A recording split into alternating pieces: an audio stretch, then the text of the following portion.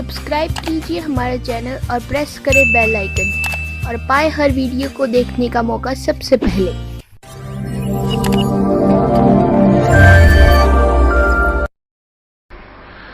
पुण्यात्माओं, ये काल का जाल है। काल ये चाहता है कि ये नास्तिक हो जाएं, इनकी आस्था हट जाए भगवान से। और परमात्मा ये चाहता है कि जब तक ये बिचली पीढ़ी का समय आवे तब तक इनकी आस्था भगवान में बनी रहे। कुछ ऐसी लीला वो स्वयं ही करने आते हैं, ऐसी लीलाएं करके जाते हैं जिससे हमारा भगवान में विश्वास दृढ़ रहता है।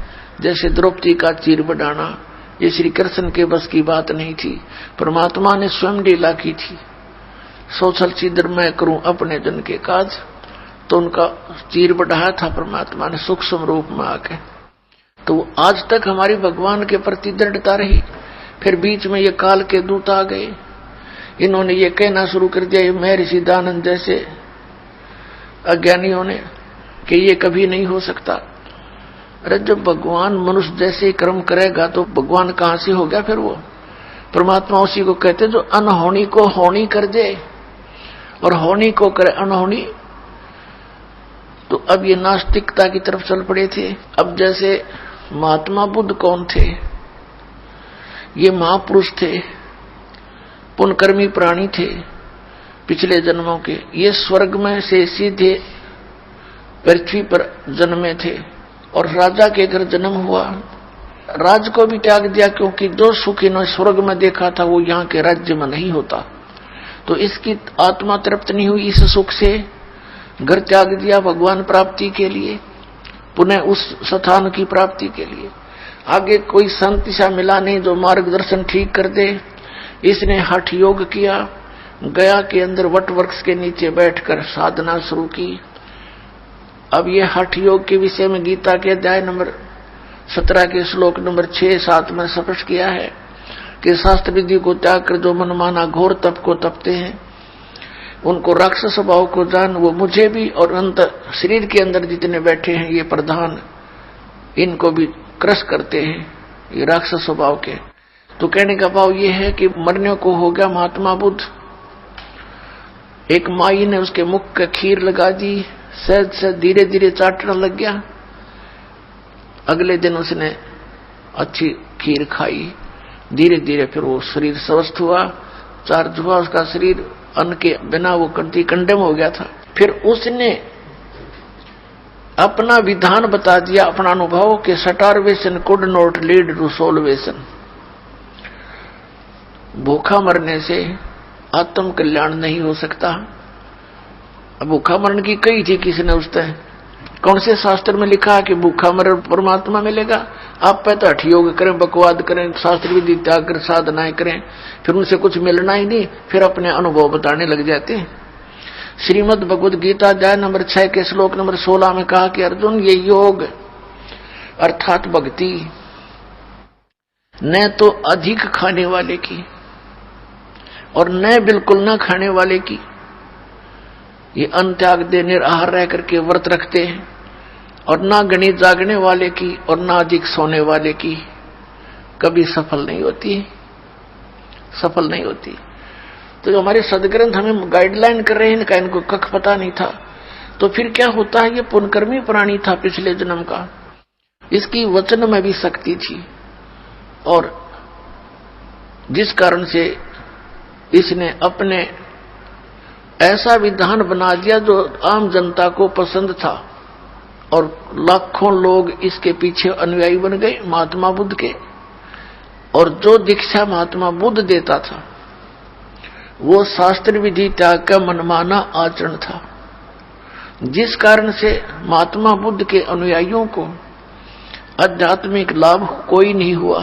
कुछ वर्षों के बाद, क्योंकि पहले तो सभी भगवान को चाहने वाले व्यक्ति थे, धीरे धीरे नष्ट तीसरी, चौथी, पांचवी, छठी पीढ़ी में जाकर के, पहले तो पुण्यकर्मी प्राणी थे उसके अनुयायी, उनको अपने आप पिछले संस्कारों से लाभ होता रहा।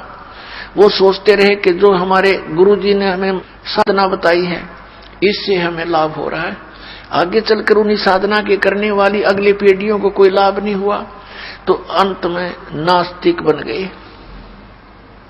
कि कुछ नहीं होता भगवान की भक्ति से, क्योंकि उनकी भक्ति ये ठीक नहीं था, होगा कैसे? जिस कारण से पूरा चीन, जो विश्व की लगभग आधी आबादी बताते हैं, वो सारा नास्तिक हो गया, कम्युनिस्ट कहने लग गया अपने आप में, भगवान से दूर आदमी। और जो ये कहता है कि कुछ भी नहीं है, परमात्मा कुछ नहीं है, अपने आप सृष्टि बनती है, नर्मदा से उत्पन्न होती है, इसके विषय में गीता जी में लिखा है 17वें अध्याय के 4, 5, 6 श्लोक के अंदर और 10, 11 के अंदर, कि जो व्यक्ति ये कहता कि भगवान नहीं है और ये नर्मदा से उत्पन्न होती है सृष्टि, वो उसके विषय में लिखा कि वो नास्तिक और संसार का नाश करने के लिए पृथ्वी पर जन्मा है। वो ऐसे निकम्मे आदमी बताए। तो पुण्यात्माओं, अब यही चाल काल ने चाल रखी है। ये निरंकारी पंथ और एक यू ब्रह्मा कुमारी पंथ, एक यू राधा स्वामी और सच्चा सौदा सरसा वालों का पंथ, जय गुरुदेव पंथ, जनोद भिवानी वाले का पंथ, यू राधा स्वामी एक कुएं का जल है सारा। ये काल के सुनियोजित जाल हैं। अब पुण्यात्माओं, इस दास ने 1994 से लेकर आज 2012 होगी, 18 वर्ष हो गए गला पड़ाते ने। और बूंदा अच्छा कहें मुझे, मैं सच्चा ज्ञान बताऊं, मुझे बुरा कहें, और मुश्किल से ये 10-1 लाख व्यक्ति हुए होंगे। और वहां देखो भगवान करोड़ों की संख्या में, क्योंकि वहां तो काल का भाव है, कितने जाओ काल प्रेरित करके भेजता है ना, वहां ले लो नाम, वहां सब ठीक है। अब ये दास गांव गांव में सत्संग करने जाता था। अब सत्संग तो सुनते हमारा इस दास का, और सत्संग सुनने के बाद आत्मा बेचैन हो जाती है, तरफ उठती है भगवान के लिए। जब नाम की कहते कि दीक्षा ले लो, फिर क्या कहते ना, दीक्षा तो हम कहीं और से लेंगे, बड़े गुरुओं से। वो बड़े गुरु कौन? कि राधा स्वामी वाले, वहां लाखों व्यक्ति जाते हैं, आपके पास तो 50 व्यक्ति सत्संग सुनने आ रहे हैं। शुरू की बातें। मैं कहा भाई बड़ा काल ने बड़ा काम कराए। तो अब सत्संग सुने हमारा और नाम ले, वो सच्चा सौदाले का जाकर सरसा गया। और फिर दूसरा कारण क्या था कि हम सभी बुराई छुड़वाते हैं, बीड़ी, शराब, मांस, तमाकू, हुक्का, सिगरेट और अन्य जो भक्ति बाधक हमारी रीतियां हैं, वो भी नहीं हमने करनी। तो वो क्या कहते हैं, भाई बीड़ी तो नहीं छूटे। कोई कहता भी मैंने नाम लेना है, किसी से वो पता लगता है कि ये कोई दूसरे गुरु से उपदेश है, उसके पास जाकर उसने कहा कि मैंने नाम लेना है लेकिन मैं बीड़ी नहीं छोड़ दूंगा। तो कहते दादा स्वामी वाले और धन धन सतगुरु वाले कहते बीड़ी की कोई बात नहीं, आज तेना नाम दिवा के लाऊं। वो गिल हो लिया, बस बीड़ी छोड़नी नहीं, नाम गुरु जी का ले लिया, मोक्ष हो जाएगा। अब खाक मोक्ष होगा उसका। एक बहन अपनी बहन को नाम दिलाने लाई, उसने बताया कि ये मेरी बहन है। वो उसकी बहन पहले से दीक्षित थी दास से। उसने जो हमारे से दीक्षित थी, भगवान कबीर साहब की शरण में थी, उसने बताया जी यह मेरी बहन है और 8-7 वर्ष से ये राधा स्वामी का नाम ले रही है और इसकी इतनी दुर्गति हो रही है, वे बुरा हाल हो गया इसके घर का, और मुश्किल से मना के लाई हूं। न्यो कहे गुरु ना बदला करते। और जो उसके आसपास की जो औरतें थी वो न्यो कहती थी गुरु तो ऐसा बदल लिया, ऐसा खसम बदल लिया। फूटे बाग थारे। गुरु का नाता अलग है। गुरु एज ए डॉक्टर, पति अपने स्थान पर है।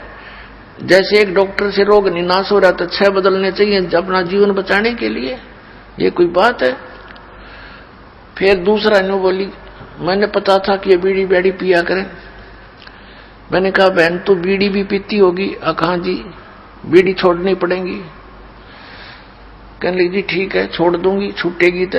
मैं ऐसा नहीं, ये छोड़नी पड़ेगी। अब जी छोड़ दूंगी। वो कहने लगी, बोला जी पहले तो मैं नहीं पीती थी, नाम लेने के बाद पीने लगी। अरे थोड़े फोटे भाग, नाम ले पा छोड़ा करें, शुरू कराया करें, तारी सारी उल्टी रीति। वो कहने लगे जी मैं पहले नहीं पीती थी, सत्संग करती थी गांव में, औरतें जैसे उनकी चर्चा होती है, ज्ञान चर्चा, तो वहां बीड़ी का प्रसाद देते हैं। एक प्लेट में खोल के बीड़ी अलग अलग और माचिस बीच में एक रख देते हैं और सब ने अनिवार्य होता है प्रसाद पी ले, क्यों शिवदयाल जी भी हुक्का पाड़ा करता, तो इनका हुक्के कोई आंट नहीं तमाकू की। और परमात्मा कहते अमल आहारी आत्मा कदे न पावे पार, भांग तमाकू छोतरा आफू और शराब, कह कबीर कैसे हो बंदगी ये तो करें खराब। अब प्रसंग चल रहा है, उसी पर आते हैं। तो वहां से नाम ले आए कि वहां कोई मर्यादा की आवश्यकता नहीं, सारे संसारी कर्म वैसे ही करते हैं जो एक भगत को नहीं करने चाहिए। तो कहने का भाव दास का ये है कि ये सभी पंथ काल के चलाए हुए हैं। जैसा आपने पहले भी सुना है कि काल ने कहा था कि कलयुग में जब आप भेजोगे अपना अंश, जैसे परमात्मा ने कहा कि जब 5505 वर्ष कलयुग बीत जाएगा तब ये बात मेरी साची होगी। क्या साची होगी कि मैं कलयुग में उस 5500 जो वर्ष कलयुग बीत जाएगा अपना अंश भेजूंगा, अपनी प्यारी आत्मा अपना दास भेजूंगा